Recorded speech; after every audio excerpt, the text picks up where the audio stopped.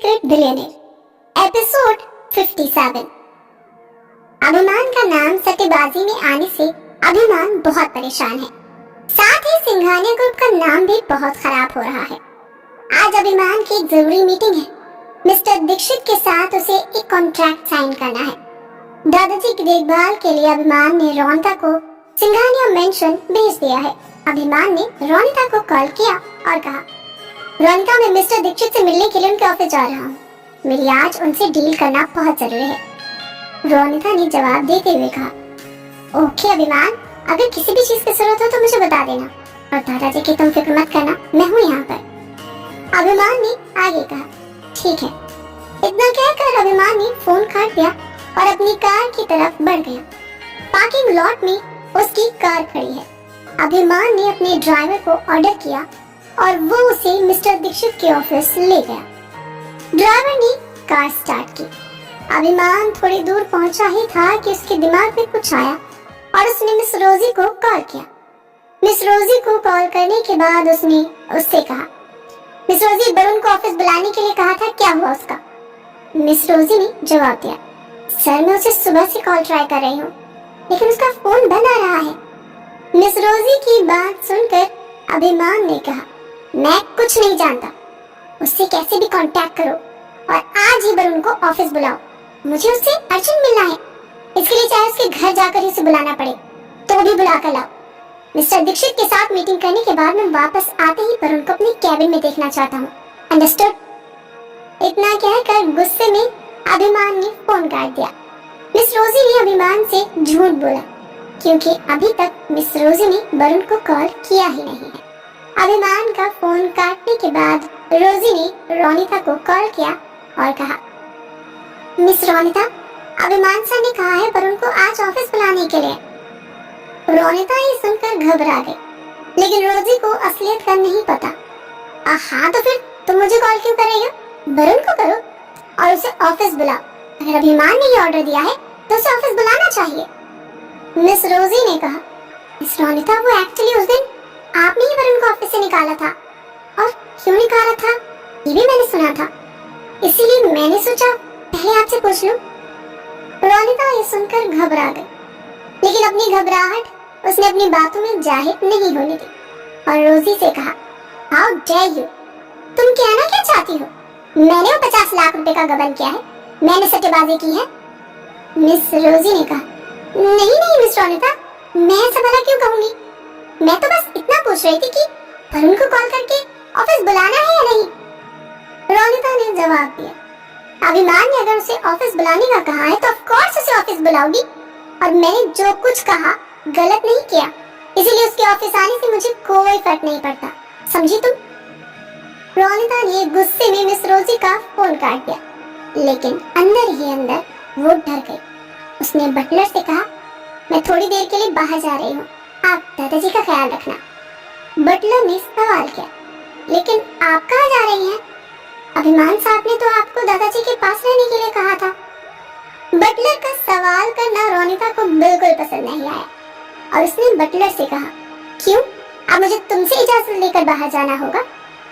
Buttler को रोनिता का ये अंदाज देखकर बहुत हैरानी हुई। इससे पहले रोनिता कई बार सिंघानिया मेंशन आई लेकिन कभी किसी से उसने ऐसी बातें नहीं की। फिर रोनिता को लगा शायद बटलर अभिमान को ना बता दे तो उसने अपना लहजा बदलते हुए कहा, आप वो एक्चुअली दादाजी के लिए कुछ सब्जियां लेने जा रही हूँ। डॉक्टर अंकल ने उन्हें वेजिटेबल सूप पीने के लिए कहा है ना, आज मैं खुद अपने हाथों से उनके लिए सूप बनाऊंगी, तो अब मैं जाऊं? बटलर ने भी कुछ नहीं पूछा। रोनिता सिंघानिया मेंशन से चली गई। रोनिता के जाने के बाद बटलर ने मन ही मन में बड़बड़ाया, लेकिन फ्रिज में तो सारी सब्जियां रखी हुई हैं, कल ही तो मैं खुद मार्केट से लेकर आया हूँ।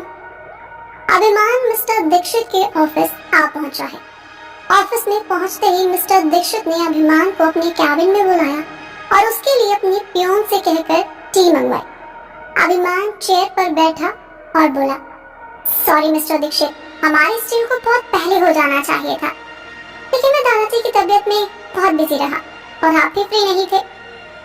अभिमान आगे कुछ कहता उससे पहले ही मिस्टर दीक्षित ने कहा, मिस्टर अभिमान, सॉरी टू से लेकिन अब बहुत देर हो चुकी है।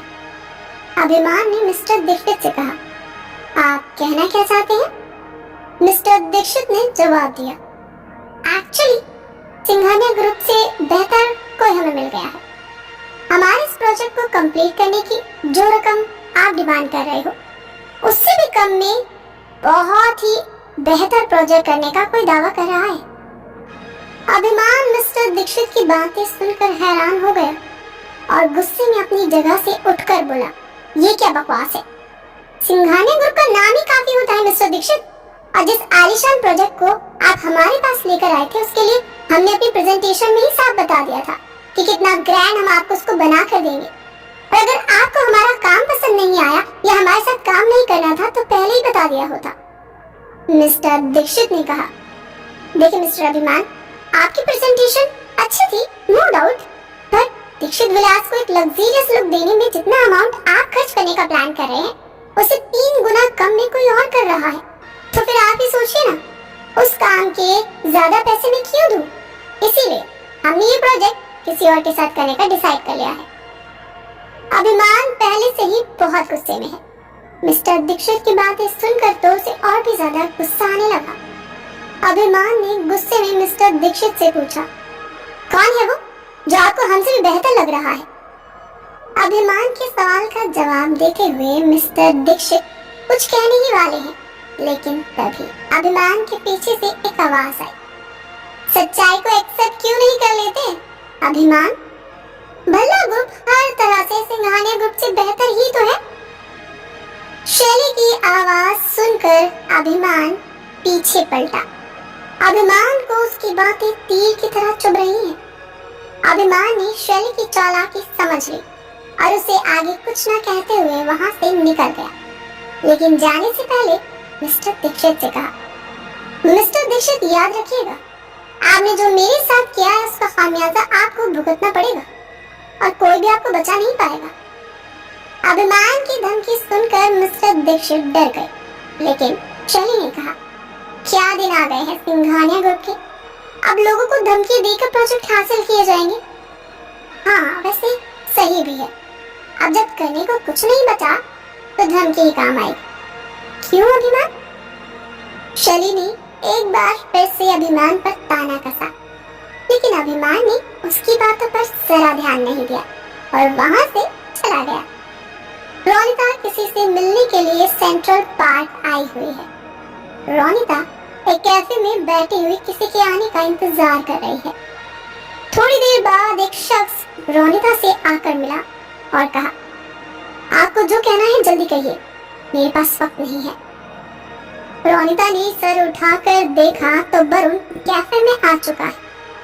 वही वरुण जो सिंघानिया ग्रुप के अकाउंट्स में काम करता है और जिसे आज अभिमान ने सट्टेबाजी के केस की पूछताछ करने के लिए ऑफिस भी बुलाया है। रोनिता ने वरुण से कहा, बैठो तो सही वरुण, मैं तुमसे उस दिन की गलती के लिए माफी मांगना चाहती हूँ। वरुण समझ नहीं पाया कि आखिर अचानक से रोनिता का ये अंदाज इतना बदला हुआ क्यों है। फिर भी वो तसल्ली से बैठा और रोनिता की बातें सुनने लगा। रोनिता ने आगे कहा, वरुण देखो, उस दिन जो हुआ उसे भूल जाओ। मैं तुम्हें एक ऐसी अपॉर्चुनिटी देना चाहती हूँ जिसमें तुम्हें घर बैठे लाख रुपए कमाने का मौका मिलेगा। बोलो मंजूर है? वरुण को रोनिता की बातें समझ नहीं आई। उसने पूछा, आप कहना क्या चाहते हैं? रोनिता ने कहा, देखो सीधी सीधे बात करते हैं, आज तुम्हें अभिमान ने ऑफिस बुलाया है, तुम्हें ऑफिस नहीं जाना है और अगर तुम ऑफिस नहीं गए तो मैं तुम्हें पूरे 10 लाख रुपए दूंगी। इसी तरह जब जब अभिमान तुम्हें बुलाएगा तुम्हें नहीं जाना है और फिर मैं तुम्हें 10 लाख रुपए दूंगी। सोच लो। रोनिता की बातें सुनकर वरुण को यकीन नहीं हुआ कि रोनिता भी ऐसी बातें कर सकती है। वरुण कुछ कहता उससे पहले ही पीछे से आवाज आई, मान जाओ वरना ये पैसे तो हाथ से जाएंगे ही, तुम्हारी जान भी खतरे में पड़ सकती है। रोनिता और वरुण ने जब पीछे मुड़कर देखा तो वहाँ शैली और अभिमन्यु खड़े थे, उनके साथ विपिन भी है। शैली को देखकर रोनिता के पैरों तले जमीन ही खिसक गई। उसका सारा राज खुल चुका है। अब क्या होगा? क्या वरुण रोनिता की बात मान जाएगा और क्या रोनिता और शैली एक बार फिर से आमना सामना करेंगी। जानने के लिए सुनते रहिए सीक्रेट बिलियनेयर।